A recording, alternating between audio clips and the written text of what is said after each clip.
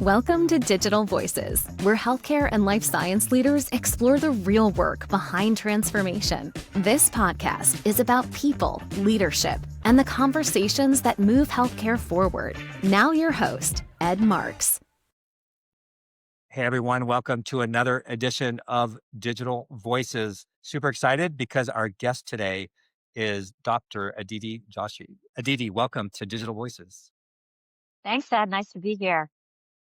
It's so cool because we're in multiple formats now. So traditionally we've been audio only, and now we're video and audio. So this is super fun.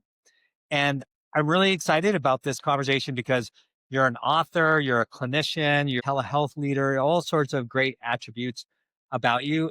But the best part is you're just this wonderful person. So it's really good to be connected. Thank And you. so we first met. That's sort of how we met. It's through your book. I heard about your book. I saw your book. I was like, I need to meet this person. And again, you're very well known in the space. And after we met, we decided, hey, maybe we should write a book together. So we'll talk a little bit about that in a bit. But the most important question, Aditi, that we have on Digital Voices are what songs are on your playlist? What kind of music do you like to listen to? Oh man, so that's such a good question. I have so many different ones at the moment. Maybe because I'm back in Chicago during the holidays, and is all of this grunge. I used to listen to a lot of grunge in the '90s when I was in high school. So there's a lot of Pearl Jam, Alice in Chains, Soundgarden. So I'm listening to that, going through a little bit of a nostalgia period. Yeah, I like that music as well. What about life message or mantra? Are there words that sort of guide how you live? Yeah, so not to be morbid, but what I always think through is this too shall pass away. And not even in this, like I said, morbid way, but also that anything that might be feeling terrible or awful even is going to pass. And even things that are really great, you really want to indulge in them and really be there and present for them because nothing lasts forever. Yeah, that's good frame of reference. So tell us a little bit about yourself. Who are you? What story? Where did you grow up? I grew up in Chicago, so one of the suburbs of Chicago, a great city to grow up in. I loved it. You could go into the city. It was it's a great city. It's beautiful for anyone who's not been here. It's beautiful. It's got a lot of wonderful events and restaurants, all of the things you want right on the lake. And so, yeah, I was here and I also went to undergrad and medical school here. But after that, I never lived here again, but moved to a lot of different places. After I graduated med school, went to emergency medicine residency, and then I lived in the Northeast of the country for about 14 years, which was also great. It was Philadelphia and New York. New York being one of my favorite cities Yeah. ever. And Yeah. then you also have some foreign experience. Yeah. So I live in Paris, which people always remember that about me, right? Everyone remembers things, but as you go through meetings and networks, everyone's always like, oh, yeah, you live in Paris. But yes, moved to Paris about 3.5 years ago. Yeah, what's that like? How's that living there? It's amazing. It's beautiful. It's a beautiful city, as most people realize. But you get to, like any place, you start to understand it more. I have a lot of friends. It's a very interesting culture. And yeah, it's just wonderful food and events. And, being in Europe also makes it a lot easier to travel to other places. So I really enjoy it. I mean, I love it. Yeah, that is a nice thing about Europe because United States. If you took a 3 hour trip to the United States, you could still be in Texas. If that's where Yes. you started, or even a 6 hour trip. Oh my Whereas gosh. in Europe, you could be in multiple countries during that Hmm. time. That's really nice. Exactly.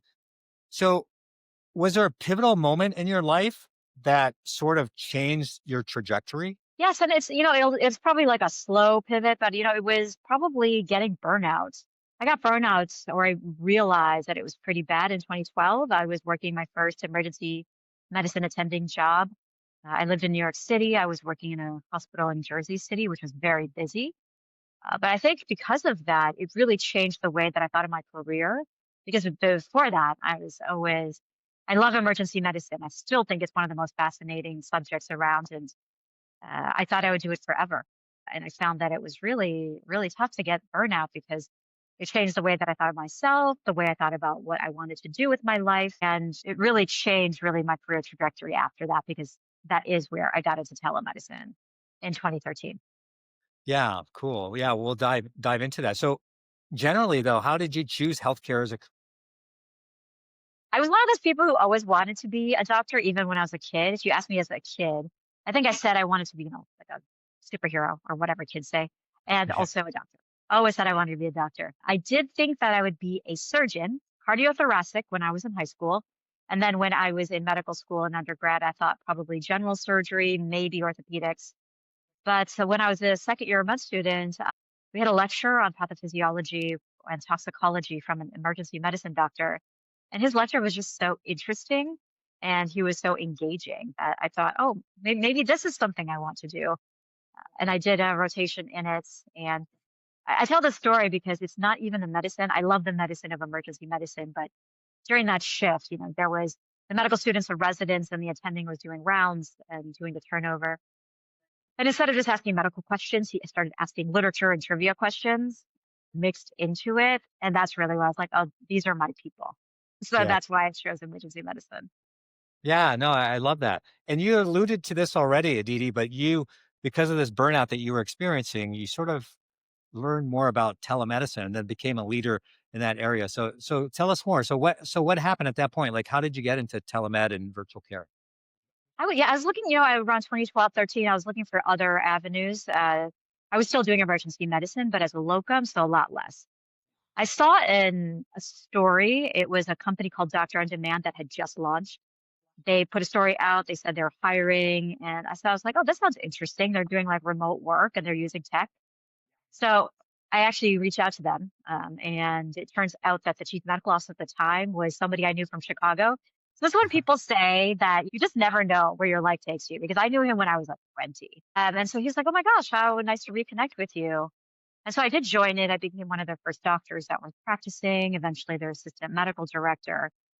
So I was there for 3 years and it went from zero patients to just shifts that were overrun with patients. So it really had a really interesting trajectory over those 3 years. And then from there, I was recruited to Thomas Jefferson. Judd Hollander, who is over there, likes to joke that he stole me from them, which he Uh-huh. really did. But then I was there for 5 years and I ran the telemedicine over there at that big academic center. It was an incredible experience.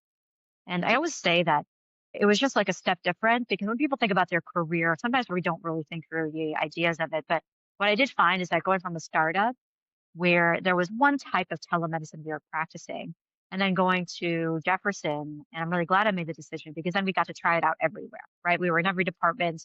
We had a number of different specialists. And the beauty of academic centers, and you know this, is that you can reach out to a specialist and super specialist in anything. And so you can Yeah. find out information just by emailing somebody or getting on the phone. And so I found that like really great to do. And from there, yes, we a lot of the telemedicine work I did stemmed from that as well. Yeah, that's really cool. And what was it like to leave there's a safety in traditional practice and you abandoned that in a sense when you went to telemed practicing differently, but now, and we're going to talk about what you're doing now. What was that hard to do, that to leave that safety and try something new kind of as entrepreneurial angle? It was hard, and partially because it's so much part of your identity, being a physician and Yeah, right. practicing in that matter. So giving that up was really difficult. Now, I will say I still see patients over telemedicine, but I don't Yeah. see patients in the emergency room right now. And yes, every so often I have this like feeling of a loss of identity. But so that's tough just as a personal way. And then, yeah, you do have a lack of safety because you don't really know, is this going to work out or pan out? But I will say that there is this idea of safety being a physician doing it because there is always a backup. Let's say it doesn't work out, there's this backup that's Yeah. going on there. But I don't know. I can't tell you the answer because there's still times that I'm like, what are you doing? Why are you Yeah. on here? This is not safe, right? So I don't know if it ever really goes away. Yeah, I think I'm with you. I'm the same way. I've left my secure, stable career as a CXO in health systems and on my own for 3+ years now. And it's the same thing, but I have no regrets. I'm so happy to be independent. I know you are as well. So yeah, tell us about what you're doing today. Yeah, great. So, just for the last couple of years, I did a lot of consulting and I was in different parts of the world too, building out mostly telemedicine, but every so often other types of digital health programs. And throughout that experience, I realized that one of the things that I really enjoyed and really was part of my job since the start was getting doctors and other clinicians to feel comfortable using digital tools. And then when I looked at the entire market, and I think we're seeing a lot of interesting ways that the investments have changed. We're also seeing interesting ways that health systems have been really needing to focus on the investments that they have already. The economy is taking a bit of a downturn. I think we all know that. And so when I thought about what is going to be most important, I realized it's going to be making sure that the tools that we have, the technology that we already have, is being used to its highest ability. Most of the time, people think that we've figured that out, but you know this as being at like all these CXOs everywhere. They haven't. We are like full of pilots. We have these great ideas, but a lot of them die in pilots and they don't Yeah. really become part of the health system or integrated into medical practice. And so taking that problem, I looked through every playbook, everything I've ever done, and put together how is it do we solve this problem? And so I built a company on solving the problem of using digital tools that we have by clinicians so that health systems see ROI, clinicians use them successfully and want to use them. And the end result, it's indirect, but I think this is the most important part, is that patients actually have access to them because they want to be able to use these tools effectively for their health. Yeah, that's awesome. Can you share example? You don't have to name the name, but just share an example so that people get a sense of Absolutely. how. So, so I was somewhere in the South, and I won't give the name, and it's not even because, part of it is because I think, well, I'll tell you after. So let me just tell you the story first. But basically, they were trying to actually figure out using an AI triage system. They had already bought it, but they were saying that they couldn't get their specialists to use it. And they couldn't figure out why. So primary care doctors were using it just to actually get people into the clinic and get the the algorithm will tell them what's their general idea of what they're here for. They'd of course check it with the patients, etc. And the primary care doctors loved it; they used it. But then they were having the problem. They were like, we are asking the specialists to use it when the primary care doctors want to send some information to them, but we can't get them to use it, and we don't know exactly why. We think that maybe they don't like the technology. They don't believe that what it is doing the right algorithm. So, long story short, we just delved into it and we figured out that the actual idea was that they thought they had to be on call 24/7 to do this, when in reality, the primary care doctors were sending those people to the ER if they needed immediate care. They weren't asking them to do it 24/7. They were actually saying, just please look at this within a timeline and then we'll actually refer them to you.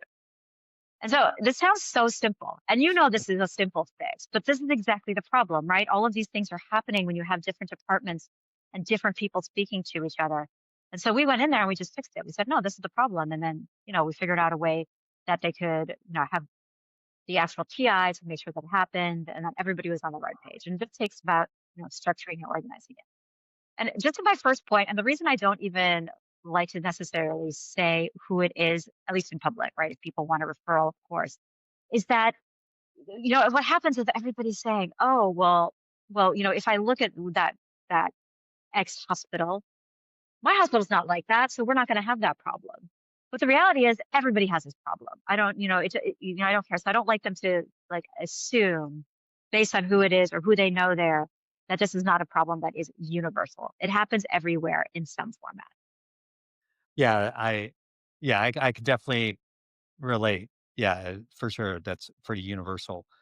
Let's talk about your books. So the first book that you have is on telehealth success.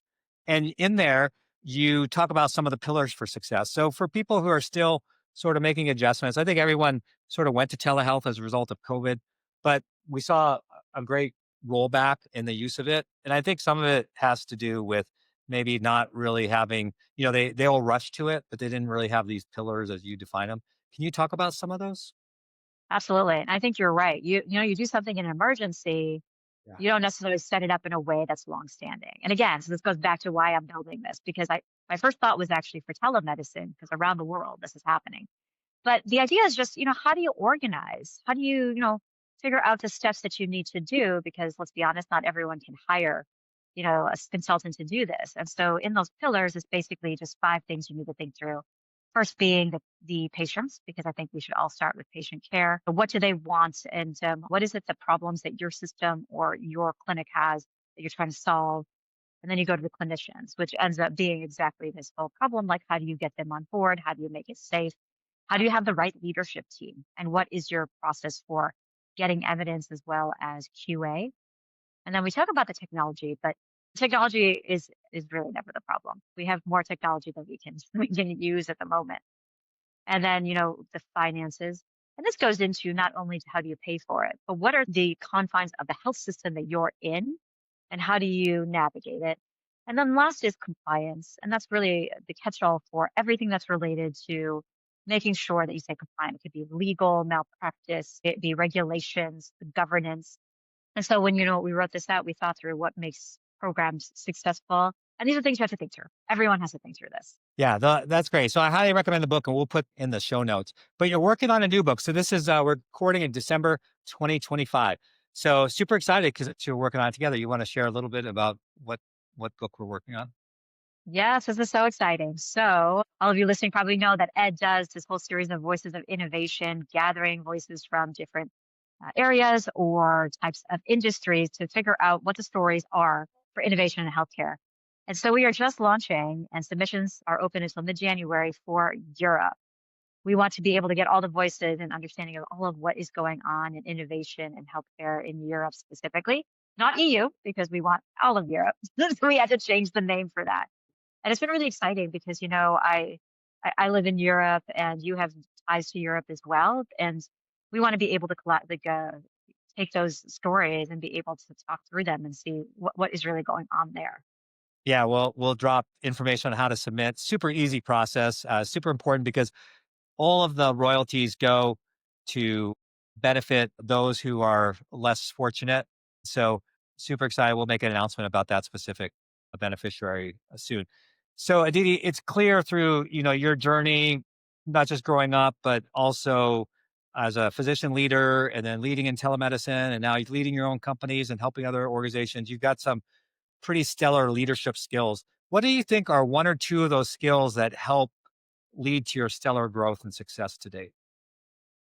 The first I'll say, and this is true for probably all parts of life, is be curious. Yeah. Keep asking questions and never make assumptions of what you know. I think it ends up happening too, and I had to learn this along the way as well, specifically when I was teaching medical students or residents. You also sometimes forget the things that you learned, but when you're teaching or when you're asking questions, it forces you to question those assumptions. So that's one thing that is really important. Second, as a leader, I would say that I think the most successes I've had is when I will sit there and try to really delve into what the everyday doctor is doing, the everyday patient is doing, and really go from start to finish. Yeah. There's no way I can know it 100%, but as long as I'm sitting there and I can sit there in it and try to figure out that pathway, that has given me more information than simply talking to people. Talking to people, Mhm. obviously, to figure out their pain points is helpful, but you have to really get in there and see what it Uh, is. So just be an active participant in whatever you're leading. This is true for Yeah. everything, everything. Yeah. Full on immersion. Where do you go? What do you do when you feel like your creativity is drained? You're obviously a super creative person. What do you do like in those times where you're like, you just need some mojo? I do one of two things. If I'm really having it's been like weeks and weeks of weeks of just too much, I will take a day where I just do absolutely nothing, like as lazy as possible. So I will do that, not very often, but I will do that here and there because you can't obviously do that all the time. But I will say that is an okay thing to do, and anyone out there feels that way, just do it. It's the best. But second, I think on a daily or more often, what I do is if I'm feeling that rut, I will just go take a walk. It is so simple. I know people say that all the time, but it works. I mean, people say it because it works.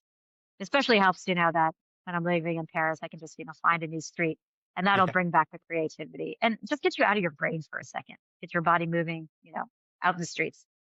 Yeah. I love that. What's something that your parents made you do when you were a kid and you sort of rolled your eyes maybe, but now that you look back, you're glad that they did? Yeah, this is really specific, but so my parents grew up my mom's from Kenya and my dad is from India. And so we spoke a number of different languages growing up and they wanted me to learn them. And they also wanted me to learn to read and write Sanskrit. So I remember that they would sit there after the dinner table and they would make me pronounce the letters properly. And I'd be like, no, that's what I'm saying. Anyone who's learned a different language will know this, or anyone who speaks a foreign language will know this very well. But they're like, no, that's what I'm saying. They're like, no, you're not, and you're not hearing it. And so they would make me do this over and over and over again until I could pronounce it properly. I really look back and really that was a pain, but it is something that I really appreciate for many reasons. I can say my name properly. I can, speak in India with the right pronunciation. But second, now that I'm in France, and the French also have a couple of different sounds that do not exist in either of those languages, but I have way more muscles in my mouth to speak Yeah. French differently than people who don't speak other languages. So that really helps. Yeah, that's very cool. Wow. Aditi, we spoke about a lot of things, everything from grunge music to this too shall pass, sort of a philosophy. We learned all about you growing up in Chicago primarily, and then just how you matured in your career as a physician, working in the ED, and then that leading to telemedicine and sort of your expertise there, and also with tech adoption and in what you're doing today, helping a lot of other organizations around the world sort of integrate all these different tools. And then we talked about your first book that you've written. And again, we'll put all the information in the show notes and the book that we're writing together, Voices of Innovation in Europe, and how to participate in that. We talked about leadership, some of the key skills like be curious. And the other one, as I interpreted it, was dig deep, like do immersive understanding, not just theoretical understanding to really know something on a significant level, and just life in general in Paris a little bit. What did we miss, or is there anything you want to double down on? I'll give you the last word.